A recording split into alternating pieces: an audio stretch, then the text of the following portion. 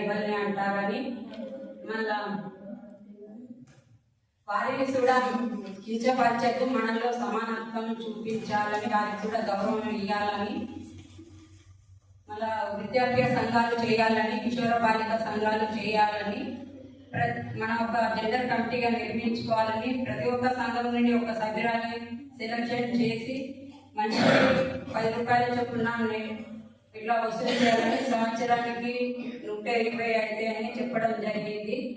మళ్ళా వాటిని విద్యార్థుల్లో కట్టాలని, వాటి వల్ల మనకి ఏం ఉపయోగాలు ఉంటాయంటే నిరుపేద కుటుంబం వాళ్ళు కూడా ఉంటారు, కొన్ని సమస్యల వాళ్ళు డబ్బులు పెట్టి సాల్వ్ చేసుకోలేకపోతారు. ఒక అమ్మాయి పేదరికంలో ప్రెగ్నెన్సీ ఉంటాయి, శ్రీమంతం చేసుకోలేని స్థితిలో ఉంటే ఆమెకు కూడా కోరికలు ఉంటాయి. కాబట్టి వారికి మనం చేయడం జరపాలి. గమనించి అక్క నీకు ఏమైనా సమస్య ఉన్నదా, ఏంటిది నీ ప్రాబ్లం అని తెలుసుకోవాలి. డ్రగ్స్, బాలికలకు డ్రగ్స్ సప్లై చేయడం, వాటి వల్ల వాళ్ళకు ఏజ్ రాకుండా ఏజ్ వచ్చేటట్టు చేయడం, వీటిని అరాచకాలు, డ్రగ్స్ దిగుమతులు ఎగుమతులు వాటిని అరికట్టాలి.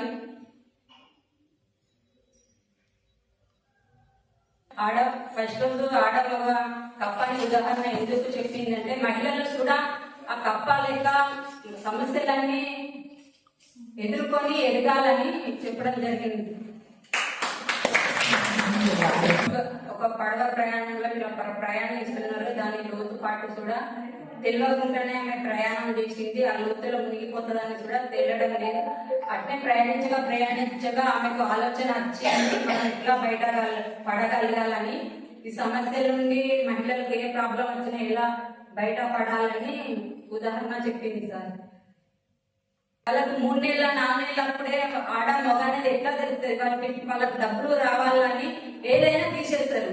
అప్పుడు ఏం చేస్తారు, అట్లాంటి బాలికలైనా బాలులైనా అందరూ సమానమే, అలా అపరిచయం చేయించుకోవద్దు. హాస్పిటల్లో పిల్లగాడైనా మనకు సమానత్వమే, వాళ్ళు డబ్బులు రావడానికి ఏదో డెవలప్మెంట్ కొరకు వాళ్ళు చేస్తారు. అసలు వాటిని కూడా అట్లా జరగకుండా, అపరిచయం జరగకుండా, డాక్టర్లు అలా చేయకుండా కూడా ఆ చట్టాలు కూడా మనం అరికట్టాలని చెప్పడం జరిగింది.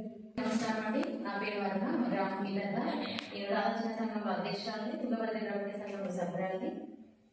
ఈ జెండర్ ట్రైనింగ్ అప్పుడు మనకి జెండర్ 2 days ఇవ్వడం జరిగింది సార్. వీళ్ళందరూ పాత యువ అధ్యక్షులందరూ కూడా మనకి అటెండ్ కావడం జరిగింది. జెండర్ అంటే అది ఎవరి నుంచి మంచి ఆలోచన నుంచే వచ్చిందని మేడం చెప్పారు. ఆలోచన అంటే మనకు ఆడపిల్ల ఉంటుంది, ఒక పిల్ల పుడతాడు. కానీ మనమే చిన్నప్పటి నుంచి నీ లిమిట్స్ ఇవి అని ఆడపిల్లకి మనమే, మన తల్లులో మనం ఆడవాళ్ళకి కూడా మరి మన పిల్లలకి ఇలాగే ఉండాలి, ఇంట్లో పనులు నేర్చుకోవాలి, చదువు అవసరం తప్ప ఇస్తే వెళ్ళిపోతాం, అతను పనులు నేర్చుకుంటేనే బాగుంటుంది అన్న ఇన్సెక్యూరిటీతో పిల్లలకు పెంచుతున్నాం. పక్క మగ పిల్లలతో మనం మాట్లాడుకుంటుంది. సొసైటీలో ఈ టైంకే మీరు పిల్లలు వెళ్ళాలి, ఈ టైంకే మీరు రావాలి, ఆడపిల్లలకు కొన్ని నియమ నిబంధనలు పెట్టి మనం వాళ్ళని కంట్రోల్ చేస్తూ వాళ్ళని మానసికంగా మనమే బలహీనంగా మారుస్తున్నాం.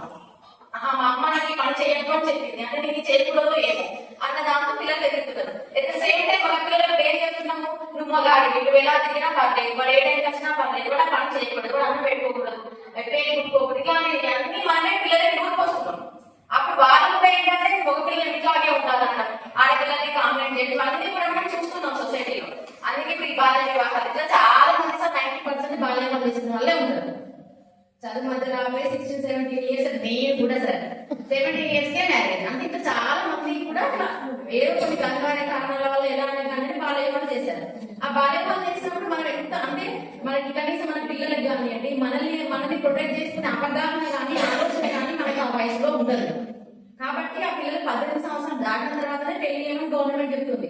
కానీ ఇప్పుడు 21 సంవత్సరాలు దాటిన తర్వాత అంటే ఒకవేళ వాళ్ళు ఏదైనా పరిస్థితి బాగాలేకనా, లేకపోతే భర్త చిన్న మరణాలు చనిపోయేటప్పుడు ఉన్నారు సార్. వాళ్ళు చాలా చిన్న ఏజ్ లో భర్తలు చనిపోయి ఇలా ఉన్నారంటే అప్పుడు చదువుకోలేదు, తక్కువ చదువుకున్నారు. వాళ్ళ పిల్లలు పెంచుకొని వాళ్ళు కనీసం ఆర్థికంగా పోషించుకోవడానికి కూడా వాళ్ళకి ఏమి ఆధారం లేకుండా అయిపోయింది. కాబట్టి 21 సంవత్సరాల వరకు మనం పిల్లలు పెళ్లి చేసి వాళ్ళు చదువుకుంటారు, వాళ్ళ కాలంలో వాళ్ళు నిలబడతారు. అప్పుడు ఎలాంటి పరిస్థితి వచ్చినా సరే వాళ్ళ పిల్లల్ని పెంచుకొని పోషించుకోగలుగుతారు, ఈ సమాజంలో మెదగలుగుతారు.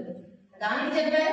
అలాగే పిల్లల కాలంలో కూడా మనం 15-16 సంవత్సరాల పెళ్లి చేస్తే వాళ్ళ శరీరం వాళ్ళకి సహకరించదు. ఒకప్పుడు మన పాఠశాలలో చూసుకుంటాం చనిపోయేస్తారు డెలివరీ కాగానే, అది మరణం నాటి పిల్లలకు అంటే వాళ్ళ చిన్నప్పుడు పెళ్లి చేస్తే ఇలాంటివి సంభవిస్తాయని కూడా మన గతంలో చెప్పారు. ఇవన్నీ మనకి జనరల్ విజ్ఞాని మానవ ప్రమాణ ఎప్పుడు కానీ అటు ఇటు ఆడపిల్లలే సప్లై చేస్తూ ఉంటారని కూడా మనం పిలిచా ఉంటాం. ఇది కూడా చాలా పెద్ద రాష్ట్రం. అలాంటి ఏమైనా జరిగినా కూడా మన దృష్టి తీసుకొచ్చుకోవాలి, మనం ఉన్నాము మన భరోసా కల్పించాలని మేడం చెప్పారు సార్. మన సంఘాలు కేవలం ఆర్థికపరమైన అంశాల కోసమే కాలు పెట్టింది. అసలు స్టార్టింగ్ పెట్టిందే ఈ అంశాల కోసం. మన బయటకి రాని మహిళలు ఇంట్లో ఉండి వాళ్ళు లోపల ఎవరికి చెప్పుకోవాలో తెలియక వాళ్ళ ఆలోచనలతో నశించిపోయిన వాళ్ళు ఉన్నారు. కాబట్టి అలాంటి వాళ్ళకి మన ఎస్ఎస్జీ ద్వారా బయటకు వస్తే కొన్ని డబ్బులు సేవ్ చేసుకుంటూ ఆ 10 మంది మహిళలు 15 మంది మహిళలు అక్కడ కూర్చుకుంటే వాళ్ళ యొక్క బాధలు ఎవరికి చెప్పుకోలేదు. సేమ్ ఏజ్ వాళ్ళు అక్కడ కూర్చున్నప్పుడు కంపల్సరీగా వాళ్ళ మనసులో బాధలు ఎవరికొకరికి ఇట్లా షేర్ చేసుకుంటారు. అలాంటి వాటి కోసమే మన సంఘాలు పెట్టిండ్రు. కానీ మనం ఈ రోజుల్లో లోన్లని అంశాలు సెకండ్ మీటింగ్ పెట్టినప్పుడు మన సామాజిక అంశాల కోసం మనం పెట్టమని చెప్పారు. కాబట్టి అదే విధంగా మనకి జెండర్ సైకిల్ పాయింట్స్ కూడా గుర్తించమని చెప్పి సార్. ఎప్పుడు కానీ సందర్భంలో నాకు సమస్య ఉంది అని చెప్పినప్పుడు మీరు ఏం చేస్తారని మేడం అడిగారు. అడగగానే మనం తిట్టకూడదు అని చెప్పారు. సమస్య చెప్తే నీ దగ్గర ఏ పొరపాటు ఉందో నీ భర్త అందుకే అన్నాడు కావచ్చు అని మనం రియాక్ట్ అయిన మనకు అది చెప్పడం ఆపేస్తారు. కానీ వాళ్ళ సమస్య పూర్తిగా విని మనకున్నాము, మన సంఘంలో ఈ జెండర్ అనే కమిటీ ఉంది కాబట్టి మీ సమస్యను పరిష్కరిస్తాము అన్న ఆ భరోసా సభ్యులకు కల్పించి మీరు సంఘాల ద్వారా ఆ జెండర్ గురించి సమస్య గురించి బాధపడుతున్న వాళ్ళందరినీ కూడా మీరు సంరక్షించుకోవాలంటే సంఘానికి ఒకరిని జెండర్ సర్కిల్ గుర్తించమని చెప్పారు సార్. ఆ విధంగా కొంతమంది ఏమన్నా తగాదాలు ఉన్నా కొన్ని కోర్టులలో లాయర్లతో ఏ సెక్షన్స్ ఉంటాయని తెలుసుకోకుండా ఉన్న వాళ్ళకు కూడా మనం ఆ న్యాయపరమైన ఏ సెక్షన్ల ద్వారా మన మహిళలను కాపాడుకోవచ్చు, వాళ్ళకి రక్షించుకోవడానికి ఎలాంటి సెక్షన్స్ ఉంటాయి అవి కూడా మనం కల్పిస్తూ వాళ్ళకి మన ద్వారా మన జిల్లా అధికారుల సహాయంతో మన జిల్లా నుండి జనరల్ కమిటీ సహాయంతో వాళ్ళకి కోర్టులలో కూడా న్యాయం జరిగే విధంగా కూడా మనం చేయాలని కూడా మేడం చెప్పారు. ఎందుకు మా వర్ధన మేడం గుర్తించాలని చెప్పారు సార్. మేడం ఇదేం చెప్పారు సార్ అంటే మద్యపానానికి బానిస అయ్యి భర్తను కోల్పోయిన విధవ వాళ్ళు మా వర్ధనపేట మండలంలో ఎక్కువ స్థాయిలో ఉన్నారని మమ్మల్ని గుర్తించి మాకు బాధ అనిపించింది సార్. మేడం మాట చెప్తే నర్సంపేటలోనేమో బాల్య వివాహాల వల్ల గుర్తించారన్న వరంగల్ జిల్లాలో వర్ధనపేట మండలంలో ఇలాంటి వాళ్ళు మీ జిల్లాలో మీ మండలంలో ఎక్కువ ఉన్నారు. కాబట్టి అలా కాకుండా మద్యపానంపై మన ఉపాధి మోపి కుటుంబాన్ని నివారించాలని మన సంఘాలే ఇంకా కూడా మళ్ళీ ఇప్పుడు మళ్ళీ మొదలవుతుంది. కాబట్టి అలాంటివన్నీ అరికట్టి కూడా మన మహిళలు మన పిల్లలు ఇద్దరు సమానంగా పెంచితే మరొక భవిష్యత్తు మనకు తరానికి మనం సమన్యాయం చేసిన వాళ్ళు అయితే కూడా మేడం చెప్పారు సార్. వీళ్ళందరూ అంశాలు ఎక్కుంటారు సార్. మీటింగ్ పోయినప్పుడు మేడం వాళ్ళు చెప్పింది అందరూ చెప్తూనే వచ్చింది. చెప్పేది అంతే. ఏమంటే మేడం ఏమన్నారు, ఫస్ట్ మన ఇంట్లో చూసుకోమన్నారు. ఇవన్నీ చెప్పిన తర్వాత స్టార్టింగ్ మన ఇంట్లో నుంచి చేసుకోమని చెప్పారు.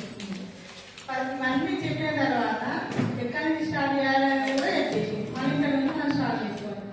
ప్రతిరోజు మీ పిల్లలు సీరియల్ చూస్తున్నారా, టీవీలో ఇంకేమైనా చూస్తున్నారా, సెల్ ఫోన్లో ఏం చూస్తున్నారు, వాళ్ళు చదువుకు సంబంధించి చూస్తున్నారా, ఇంకా వేరే ఏమైనా చూస్తున్నారా, కనీసం మీకు తెలియకపోతే మీ పక్కన వాళ్ళతో చూపించుకోండి. లేదా వాళ్ళు ఏం చేస్తున్నారు ఎలా చేస్తున్నారు అని కూడా గమనించి ఉండాలి.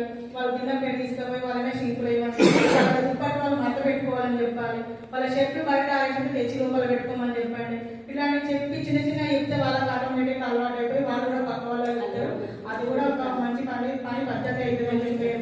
అలానే కాకుండా మీ చుట్టుపక్కల ఉన్న చెత్త చెదాలు మీరు బయట వాళ్ళకు పడేయకుండా ఉండకుండా మీరే బయట వాళ్ళు పడేసి కూడా మీరు తీయండి. రెండు సార్లు బయట వాళ్ళు మీరు చెత్త వేస్తారు, వాళ్ళు తీసి పక్కన వాళ్ళ ఆటోమేటిక్గా వాళ్ళ చెత్త కూడా పక్కన వేసి పెడతారని చెప్పేసి కూడా మేడం వాళ్ళు చెప్పిన అదే విధంగా కూడా మేము కూడా మా ఫస్ట్ ఇల్లు ఉంటుంది, మా ఇంటి దగ్గర నుంచి స్టార్ట్ చేస్తే లాస్ట్ వరకు మేమే ఉంచుకుంటాం, మేమే పాడేసుకుంటాం. మా కలిపి కూర్చే వాళ్ళు కూడా రాదు. Okay sir. ఇన్ని తీర్ల మీరు అక్కడికి పోయి నేర్చుకున్నారు. మన ఊళ్ళల్లో కూడా మనం పాటించాలని నేను అనుకుంటున్నాను.